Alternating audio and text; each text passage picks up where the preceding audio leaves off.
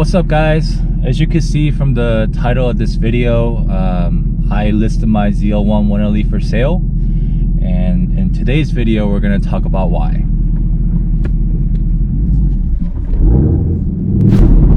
First off, I hope you guys can hear me well. I just picked up this GoPro 8 and it's my first time using it, so I'm not quite sure how it's going to turn out, but let's just give it a shot here.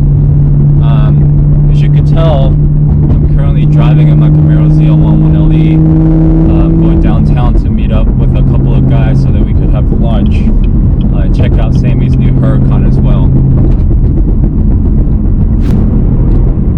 Earlier last week, I decided that it was time for me to sell my Camaro Zl1 1Le. And you might be wondering, why so soon? It's only been about 8 months since I've had the car. And honestly, there's nothing wrong with the car.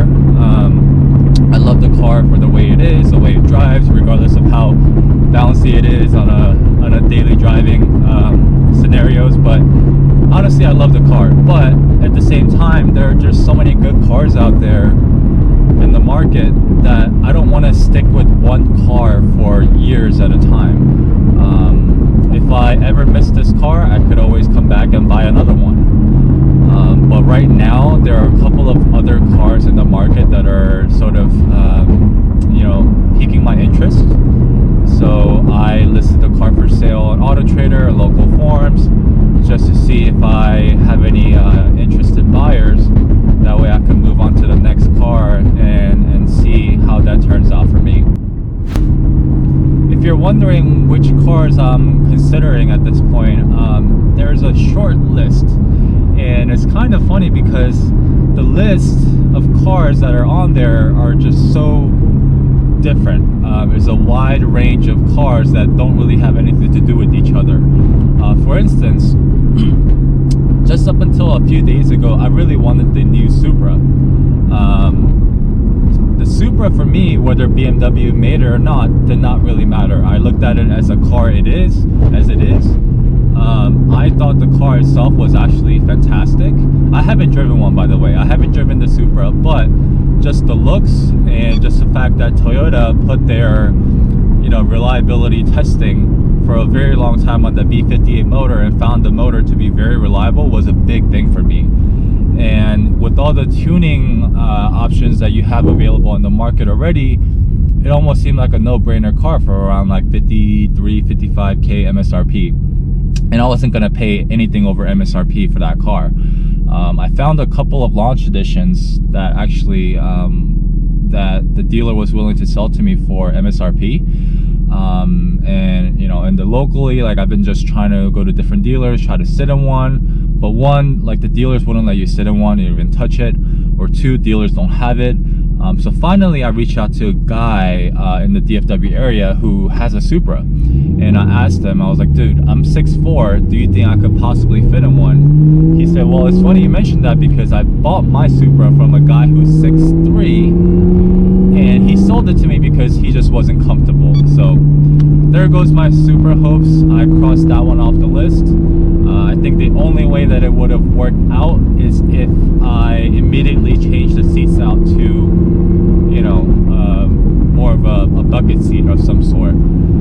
But I wasn't really willing to do all of that again. I've done that in the past with my E92 M3, and although it's awesome, I just kind of want to, enjoy the car for, the way it was designed and everything. So crossed the Supra off the list, and next on the list were like a 17 or an 18 Nissan GTR, the 2016 Porsche Cayman GT4 is on there. I've looked at the Mercedes AMG GTS. The only thing I didn't like about that car is I think it's gonna remind me too much of my old Jaguar F-Type, as in like the long hood. You're sitting pretty far back into the car and everything else is just the hood in front of you. Nothing wrong with it. It's just, I've experienced that. I'm not sure if I want to spend money and experience that again. So at this point, I've crossed that off the list as well. But right now, I'm thinking that I really want to experience a GTR, Cayman GT4, was the M4 GTS. I don't know how many of you guys know about the GTS, but when it first came out as this super, track-oriented M4 variant. Only 700 units worldwide. The USA ended up receiving 300 units only, and there's probably far less than that after cars get totaled out and whatnot. But those cars, when it first came out, it was around 130K. It was extremely hard to buy one or find one. I looked on the Auto Trader the other day. They're 16 for sale. Some dealers are still asking for a ridiculous amount of money, but I did find a few in the 70 to 80K range, which I think is incredible value. So I'm currently exploring that idea as well, and maybe that's the car that will, draw me back to the BMW world again. Who knows? We'll see. Alright. I'll do a quick poll for you guys.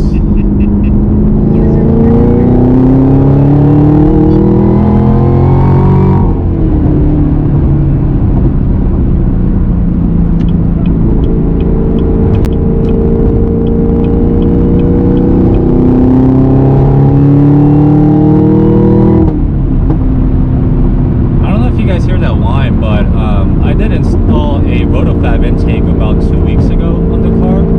I didn't do a video or anything because, one, I was rushed, but two, there are a ton of really good videos on how to install that intake, so I didn't bother with it. But honestly, this intake is amazing.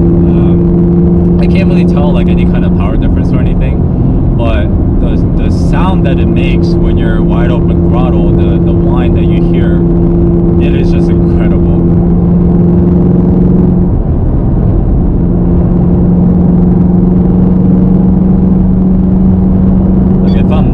Wide open throttle, you just kind of hear all this air being sucked in, but as soon as you wide open throttle, the whine, every gear, it is just insane.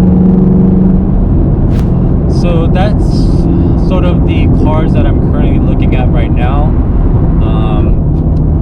I don't know, if any of them are actually going to end up in my garage or not.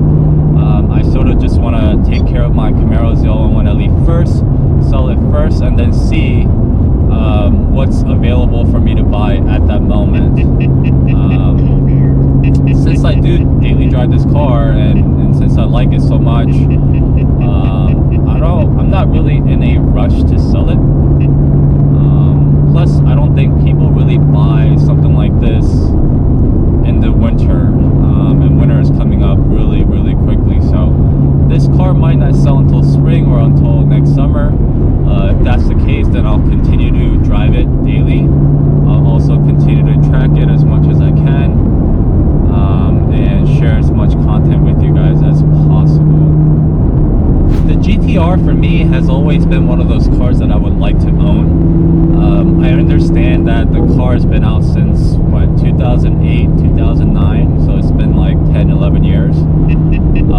But regardless of how long it's been out, I feel like the GTR is still the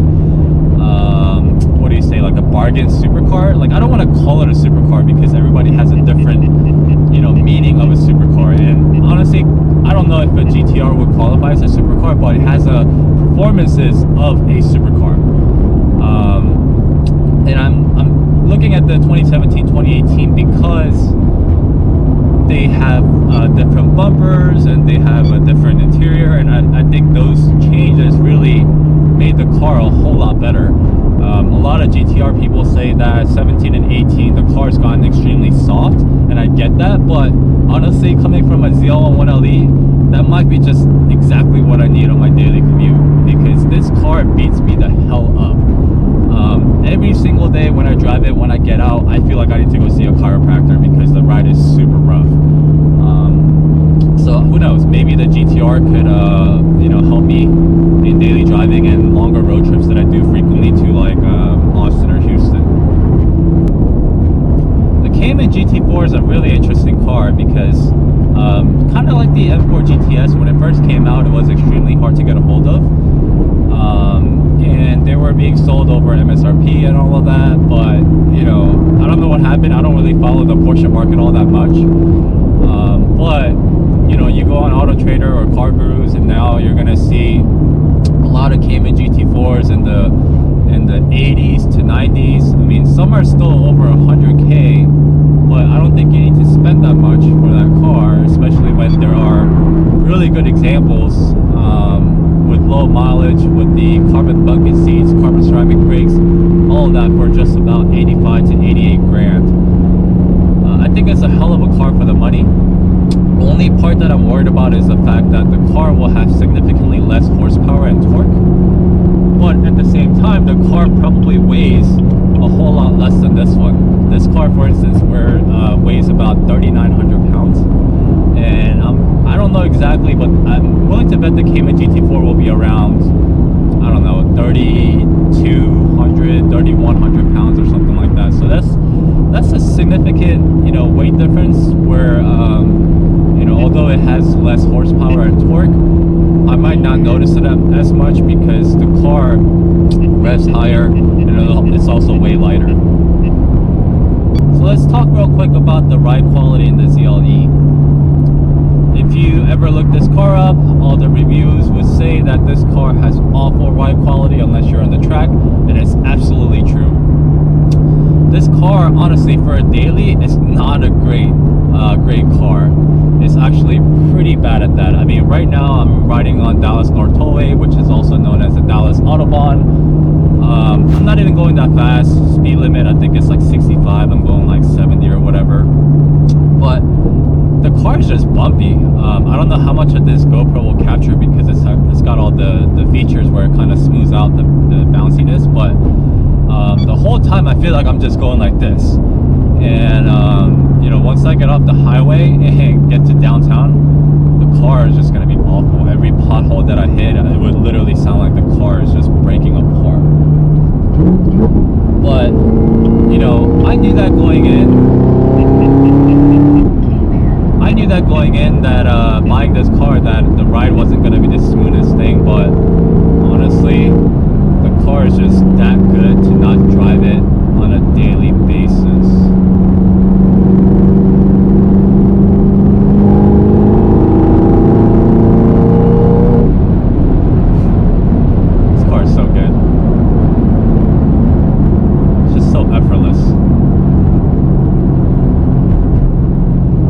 Another thing I want to mention is that all the cars that I'm looking at are cars that I will continue tracking with. I realized that, you know, although I'm not like really good at tracking or anything like that, I enjoy the learning process of going to different tracks, learning the lines, learning the capabilities of the car and seeing what it could do. So, you know, whatever car I get next is going to be somewhat of a track-oriented car. So if you guys actually have any suggestions on what type of car I should look into next, you know, definitely let me know in the comments below. But keep in mind that I am 6'4", so there's a lot of cars that get eliminated just by that fact. But again, if you guys know of any good cars that I should probably look at, definitely let me know down below, and I'll definitely check it out. And also, if any of you guys are interested in my Camaro Zl1 1Le, let me know and I'll send you more information. It's a 2018 6-speed manual. Right now I have around 8,100 miles on it, and it will continue to go up because I do daily drive it. But the car has been taken care of really, really well from the day that I got it. Purchased it earlier this year in February. I had around 750 miles on it, and you know, I put the right you know, protection, clear bra, what's it called, ceramic coating, and you know, the only two mods it has are the AWE tuning exhaust and then the rotofab intake. But I also have the stock air intake as well as the exhaust, so if you guys are not interested in these parts, I could put those back in there as well. But definitely let me know if you're interested. I'll, you know, send you more information your way. As always, thank you so much for watching this video. As long as I have this Camaro, I'll be sure to create more content, hopefully another one this week, and I'll upload them for you guys. Thank you so much once again. Please like and subscribe, and I'll see you guys next time.